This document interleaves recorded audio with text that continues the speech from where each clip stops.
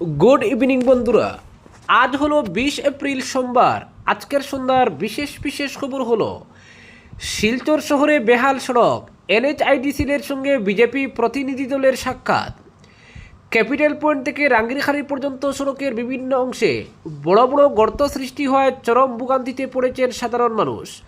সড়কের এই বেহাল অবস্থাকে ঘিরে এলাকাবাসীর মধ্যে উদ্বেগ ক্রমেই বাড়ছে। সমস্যার সমাধানে উদ্যোগ নিয়ে স্থানীয় বিশিষ্ট ব্যক্তিরা বিষয়টি কর্তৃপক্ষের নজরে আনেন। প্রাক্তন সাংসদ ডক্টর রাজদীপ রায়ের পরামর্শে বিজেপির প্রাক্তন কাছাড় জেলা সভাপতি বিমলেন্দু রায়, পুলক দাস, সুজিত রায় সহ এক প্রতিনিধি দল আজ জাতীয় সড়ক ও অবকাঠামো উন্নয়ন নিগম লিমিটেডের জেনারেল ম্যানেজার হিমাংশু গুপ্তর সঙ্গে সাক্ষাৎ করেন। সাক্ষাৎকালে বিমলেন্দু রায় সড়কের করুণ অবস্থার কথা তুলে ধরে জানান, গর্তের কারণে প্রায়শই দুর্ঘটনা ঘটছে এবং প্রতিদিনের যাতায়াতে সাধারণ মানুষকে চরম দুর্ভোগ পোহাতে হচ্ছে। দীর্ঘদিন ধরে এই সমস্যার সম্মুখীন হওয়ায় দ্রুত সংস্কারের দাবি জানান তিনি। প্রতিনিধি দল সূত্রে জানা গেছে, এনএইচআইডিসির কর্তৃপক্ষ খুব শীঘ্রই সড়ক মেরামতির কাজ শুরু করার আশ্বাস দিয়েছে। অপরদিকে উত্তর পূর্বাঞ্চলে বৃষ্টির ধারায় পরিবর্তন, ব্যতিক্রম আসাম। 5 বছরের খরা কাটিয়ে স্বাভাবিক বর্ষার পূর্বাভাস। দীর্ঘ 5 বছর পর ভারতের উত্তর পূর্বাঞ্চলীয় রাজ্যগুলোতে বৃষ্টির ঘাটতি মেটার ইঙ্গিত দিয়েছে ভারতীয় আবহাওয়া বিজ্ঞান বিভাগ। আবহাওয়া দপ্তরের সাম্প্রতিক এক প্রতিবেদন অনুযায়ী বিগত অর্ধ দশক ধরে এই অঞ্চলে বৃষ্টিপাতের যে নিম্নগামী ধারা বজায় ছিল, চলতি বছরে তার অবসান ঘটতে পারে। উত্তর পূর্বাঞ্চলে এবার স্বাভাবিক বা স্বাভাবিকের চেয়ে বেশি বৃষ্টিপাতের প্রবল সম্ভাবনা রয়েছে, যা কৃষিখাতের জন্য আশার আলো দেখাচ্ছে। তবে সামগ্রিক চিত্র ইতিবাচক হলেও আসামের বেশ কিছু এলাকায় বৃষ্টির ঘাটতি অব্যাহত থাকতে পারে বলে সতর্ক করেছেন আবহাওয়াবিদরা। আবহাওয়া দপ্তরের তথ্য বিশ্লেষণে দেখা যায় যে 2019 সাল থেকে উত্তর পূর্বাঞ্চলে গড় বৃষ্টিপাতের পরিমাণ ধারাবাহিকভাবে হ্রাস পাচ্ছিল। এই দীর্ঘমেয়াদী ঘাটতি অঞ্চলের জলবায়ু, জল সম্পদ এবং জৈব বৈচিত্র্যের উপর নেতিবাচক প্রভাব ফেলেছে। বিশেষজ্ঞরা জানিয়েছেন, প্রশান্ত মহাসাগরীয় অঞ্চলে এল নিনোর প্রভাব হ্রাস পাওয়ায় বায়ুমণ্ডলীয় পরিস্থিতি এখন আগের চেয়ে অনেক বেশি অনুকূল। এর ফলে মেঘালয়, অরুণাচল প্রদেশ এবং নাগাল্যান্ডের মতো রাজ্যগুলোতে পূর্বের তুলনায় বৃষ্টিপাত বৃদ্ধির সম্ভাবনা তৈরি হয়েছে। পুরো উত্তর পূর্বাঞ্চলের জন্য পূর্বাভাস স্বস্তিদায়ক হলেও আসামের ক্ষেত্রে পরিস্থিতি কিছুটা জটিল হতে পারে। আবহাওয়া বিজ্ঞানীদের মতে রাজ্যের সব জায়গায় সমানভাবে বৃষ্টি নাও হতে পারে। আসামের বেশ কিছু নির্দিষ্ট ভৌগোলিক অঞ্চলে স্বাভাবিকের চেয়ে কম বৃষ্টিপাতের সম্ভাবনা রয়েছে।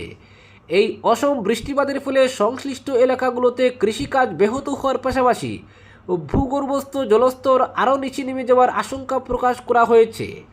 প্রবীণ আবহাওয়াবিদদের মতে আগামী মাসগুলোতে যদি লানিনা পরিস্থিতি আরও স্পষ্ট হয়ে ওঠে, তবে বৃষ্টিপাতের মাত্রা আরও বাড়তে পারে। তবে আসামের মতো নদীমাতৃক রাজ্যে স্থানীয় বায়ুমণ্ডলীয় আবর্ত এবং আর্দ্রতার তারতম্যের কারণে বৃষ্টির এই অসম বণ্টন একটি বড় চ্যালেঞ্জ।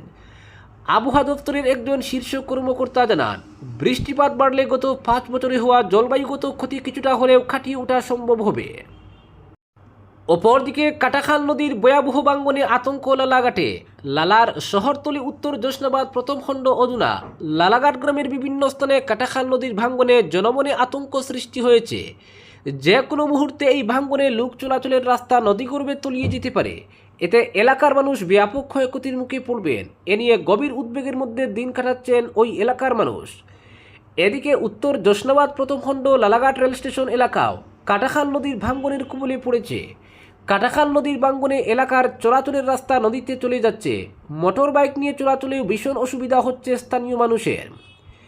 এক সময় এখানে লালাঘাট নামে রেল স্টেশন ছিল, কিন্তু পরবর্তীতে রেলের সম্প্রসারণের ফলে এই লালাঘাট স্টেশন তুলে নেওয়া হয়। এখন আর লালাঘাট রেল স্টেশন নেই। 1985 সালে এই রেললাইন পরিবর্তন হয়ে যায় শিলচর ভৈরবী রেল রুট। আর লালাঘাট রেল স্টেশন ইতিহাস হয়ে আজও রয়েছে, তবে এখানে আর নেই রেলের কোনো চিহ্ন। রেলের সুবাদে এক সময় লালাঘাট অর্থাৎ উত্তর জোসনাবাদ প্রথম খণ্ড হয়ে উঠে বাঁশবেতের ব্যবসায়িক কেন্দ্র। এখানকার কাটাখাল নদী থেকে খুব সহজে বাঁশবেত, কাঠ ইত্যাদি তুলে খুব সহজে ট্রেনের মাধ্যমে অন্য রাজ্যে চালানো হতো। ব্রিটিশ যুগে এই রেল লাইন বসানো হয়েছিল।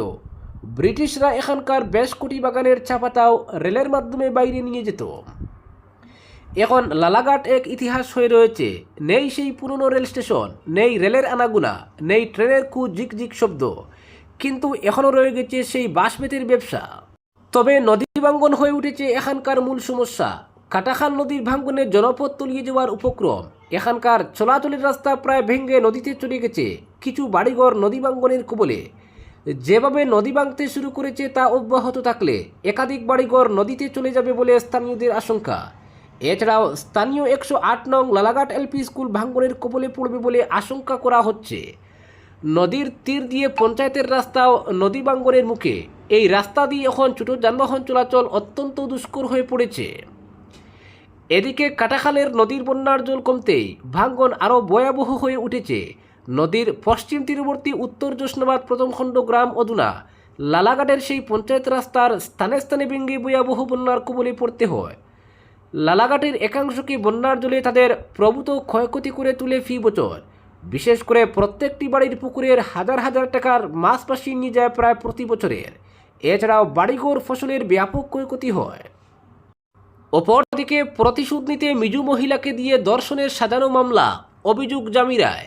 হাইলাকান্দি জেলার জামিরা পুলিশ ফাঁড়িকে কেন্দ্র করে এক ভয়ঙ্কর ষড়যন্ত্রের খবর প্রকাশ্যে এসেছে। ব্যক্তিগত আক্রোশ মেটাতে আনামুদ্দিন ববুইয়া নামের এক ব্যক্তি জনৈক মিজু মহিলাকে প্রলোভন দেখিয়ে সেলিম উদ্দিন নামের এক নির্দোষ যুবকের বিরুদ্ধে ধর্ষণের মিথ্যা মামলা দায়ের করিয়েছেন বলে অভিযোগ উঠেছে। এই ঘটনার সবচেয়ে দুর্ভাগ্যজনক বিষয় হলো জামিরা পুলিশ কোনো প্রকার নিরপেক্ষ তদন্ত ছাড়াই রহস্যজনক তড়িঘড়ি করে সেলিম উদ্দিনকে আটক করে জেল হাজতে পাঠিয়ে দেয়।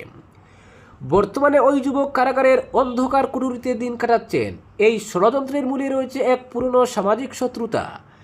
গত বছর আনামুদ্দিন এই সেলিম উদ্দিনের স্ত্রীকে অপহরণ করে পালিয়ে নিয়ে গিয়েছিল।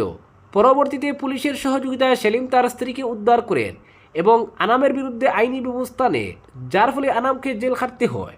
সেই অপমানের প্রতিশোধ নিতেই জেল থেকে বেরিয়ে দুরন্তর আনাম এই ঘৃণ্য শক্তি সাজায়। সে বলদাবলদি সেনাপুঞ্জির এক মিজু মহিলাকে 2 লক্ষ টাকা, মোবাইল ফোন এবং চিকিৎসার যাবতীয় খরচ দেওয়ার প্রলোভন দেখিয়ে সেলিমের বিরুদ্ধে ধর্ষণের অভিযোগ আনতে রাজি করায়। তবে সত্য বেশিক্ষণ চাপা থাকেনি। অভিযোগকারী মহিলা নিজেই পরবর্তীতে সংবাদ মাধ্যম ও অতিরিক্ত পুলিশ সুপারের কাছে স্বীকার করেছে যে আনামুদ্দিনের প্রলোভনে পড়েই তিনি এই মিথ্যা মামলার নাটক করেছিলেন। এই চাঞ্চল্যকর স্বীকারোক্তি সত্ত্বেও সেলিম উদ্দিনকে এখনও কারাবন্দী থাকতে হওয়ায় এলাকায় তীব্র জনরোষের সৃষ্টি হয়েছে।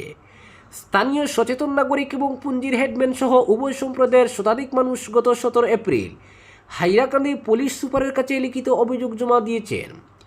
তাদের দাবি, জামিরা পুলিশ ফাঁড়ির এএসআই দিলওয়ার হোসেন কোনো প্রাথমিক যাচাই ছাড়াই অনৈতিক সুবিধা ও উপটুকুনের বিনিময়ে এই মিথ্যা মামলাটি নথিভুক্ত করেছেন।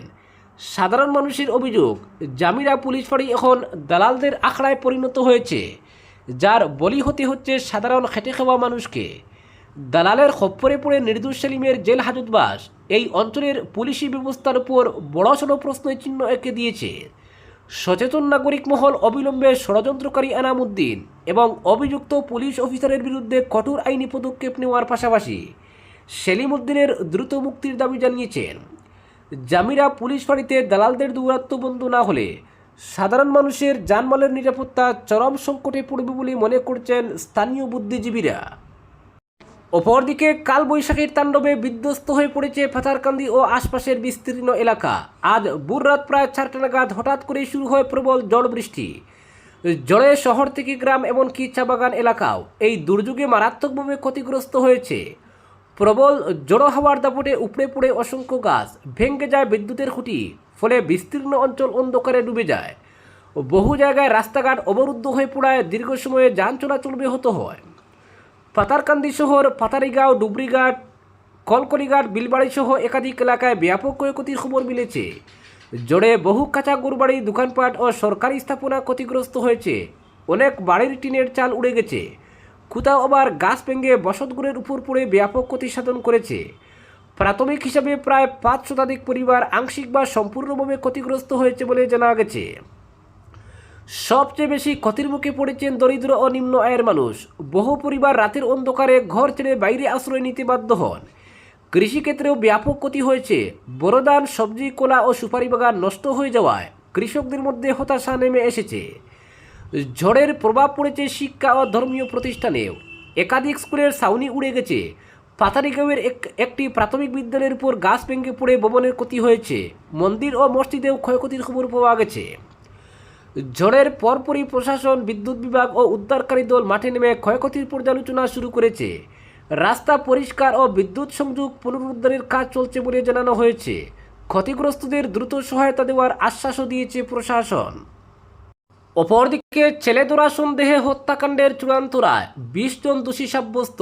দীর্ঘ 8 বছর পর অবশেষে অবিনীল হত্যাকাণ্ড মামলার চূড়ান্ত রায় ঘোষণা করল নগাঁও জেলা ও সেশন আদালত।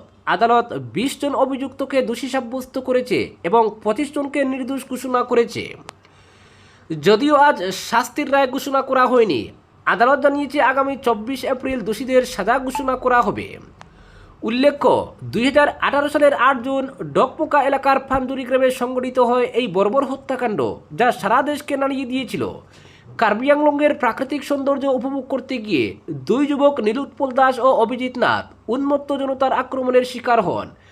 প্রাণ ভিক্ষা চেয়েও তারা রেহাই পাননি এবং নৃশংস প্রহারে নিহত হন। নীলোৎপল দাস পেশায় একজন সাউন্ড ইঞ্জিনিয়ার ছিলেন এবং গোয়ার একটি স্টুডিওতে কাজ করতেন। গুয়াহাটি থেকে নিজের বাড়িতে এসে বন্ধু ও ব্যবসায়ী অভিজিৎ নাথকে নিয়ে কার্বি আংলং ভ্রমণে গিয়েছিলেন। কাঞ্চি লাংচো থেকে ফেরার পথে কিছু লোক তাদের গাড়ি থামিয়ে ছেলেধরা সন্দেহে নির্মমভাবে আক্রমণ করে। এই ঘটনার একটি ভিডিও সামাজিক মাধ্যমে ভাইরাল হয়েছিল, যেখানে নীলোৎপল দাসকে নিজের পরিচয় দিয়ে সাহায্যের আবেদন জানাতে শোনা যায়, কিন্তু সেই আরতি উপেক্ষা করে উন্মত্ত জনতা তাদের উপর হামলা চালায়। ঘটনার পর পুলিশ দ্রুত পদক্ষেপ নিয়ে 48 ঘন্টার মধ্যে 48 জন অভিযুক্তকে গ্রেপ্তার করে। এর মধ্যে 3 জন নাবালক হয় তাদের আলাদাভাবে বিচার করা হয়। 1 মাসের মধ্যেই পুলিশ প্রায় 800 পৃষ্ঠার চার্জশিট জমা দেয়। বহু বছর ধরে শুনানির পর অবশেষে আজ এই মামলার রায় ঘোষণা হলো। এখন সকলের নজর আগামী 24 এপ্রিলের দিকে, যেদিন দোষী সাব্যস্ত 20 জনের শাস্তি ঘোষণা করা হবে। অবিনীলের পরিবার সহ সমগ্র আসামবাসী সেই দিনের অপেক্ষায় রয়েছে। আজকের বিশেষ সংবাদ এখানেই সমাপ্ত।